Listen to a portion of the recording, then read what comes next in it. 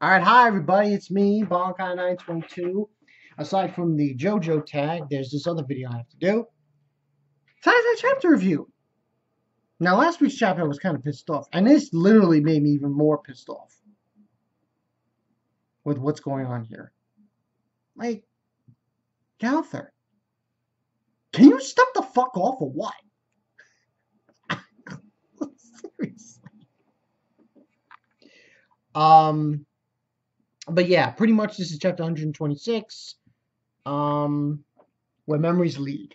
Head. Um, Diane does not remember who King is.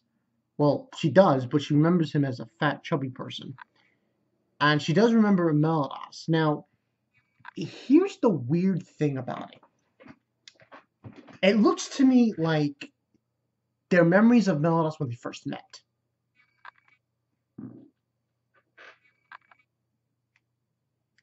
And what ends on happening is they tell Merlin about Merlin, and it seems like she's not interested in King at all. And this is like really upsetting me. Like really, like okay, I'll bite Nakamura. I'll bite. I'll bite. We're leading with this. Like seriously. Now, the reason why I say fuck Gowther is once again. You know what should happen? I have a great idea.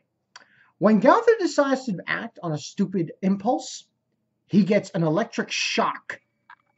A strong electrical shock in his brain. He gets an electrical shock in his brain and he goes and he falls down. When he gets a stupid idea. Especially more importantly, when he gets an idea involving people's memories and emotions, human emotions. When he gets that kind of idea, he gets an electrical shock and he literally falls down. That's what he did. He erased Diane's memories. Why? Because of something she said when he was doing the same thing with Gilla. Saying that, her memories would always be in her heart and so on and so forth. It's like, but memories, it's like saying to King that, but that was wrong because all memories are his data. And I'm like, asshole. Like, are you trying to get your shit rocked? And he literally gets his shit rocked by King using the Sacred Tree weapon. Bear punch in the fucking face. But what ends up happening is Diane has no memories of anything now. And she actually goes to the land of the giants. Surprisingly enough.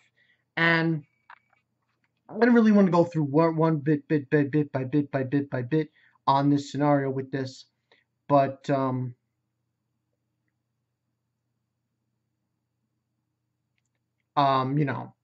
he punches him, don't ever toy with people's emotions again. And he's just getting flinged around when King hits him. But the actual place that she's headed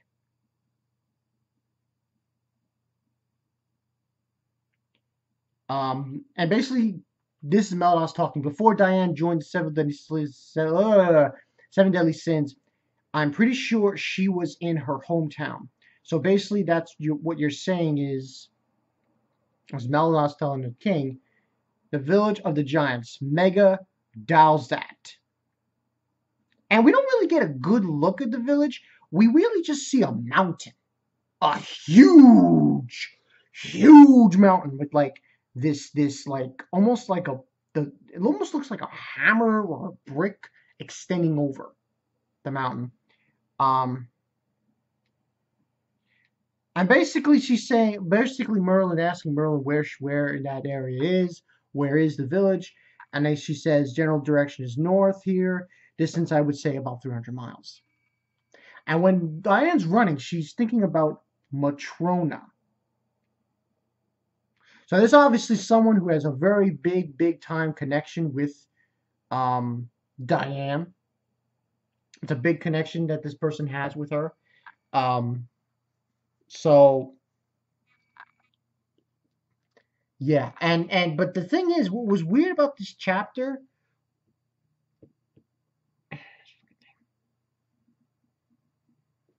Stupid thing. Anyway, like I was saying, what was weird about this chapter is um it seems like at the end of the chapter they state that um she's headed for the demons and not the village of the giants, which really confused me. But this chapter, like I said, 5 out of 5 for this one.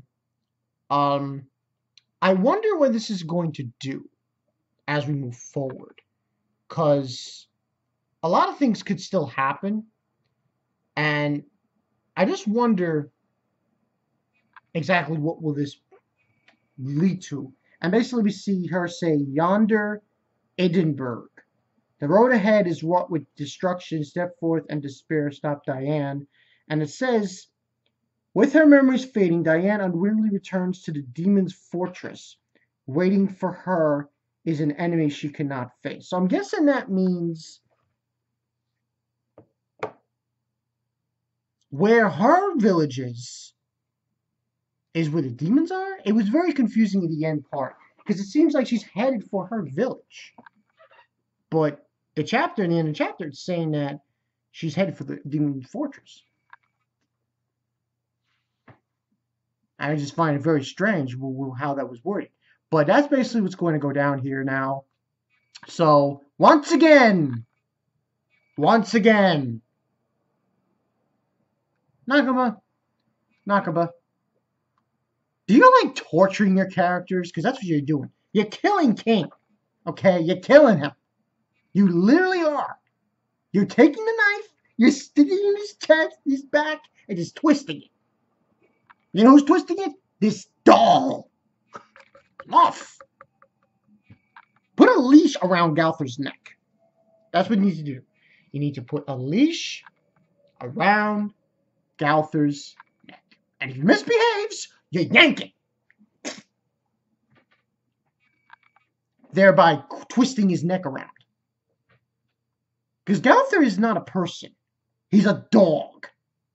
And when a dog does something wrong, you have to punish it. So, this is like ridiculous now. This is the second time this has happened. First with Tequila, and now with Diane. I mean, come on. To teach them about human emotions or what have you. Oh my. That's not great for work. But yeah, teach them about human emotions or something, because it's getting ridiculous now. But it was a good chapter, 5 out of 5. A lot of intrigue. I mean, Seven Deadly Sins, what I really noticing with Seven Deadly Sins, Nakaba does a really good job of setting things up. Really setting things up. Like, really doing a very good job with that. I mean, to have this plot line with Diane and King go in this direction, don't get me wrong, I fucking hate it. Because it's like, come on. This is like the third, fifth time that King now has to try to get Diana back to normal and express his feelings to her. But I do like it because now, because of this plot line, we're actually going to see supposedly her village and who this matrona person is. So it should be very, very, very, very interesting to see where this leads.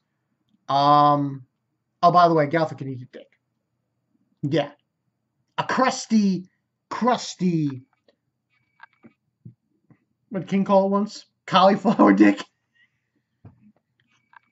Sorry, but that's fucked up, man. You don't do that shit. I'm sorry. I don't care if you're a robot, a doll, or the fucking scarecrow. You don't do that shit. Go read a book about human emotions if you're so curious. I mean, come on. But yeah, that's pretty much the story. Bankai 922, good chapter of Seven Deadly Sins. This is going in an interesting route. I'm just wondering about the last page. Maybe you guys can fill me in. What does that mean? Because she's headed for her village. So, does that mean the demons took over the village? I'm confused with that last page. Maybe you guys can fill me in. I'm Bankai 922. I will see you guys later. Fuck Gowther.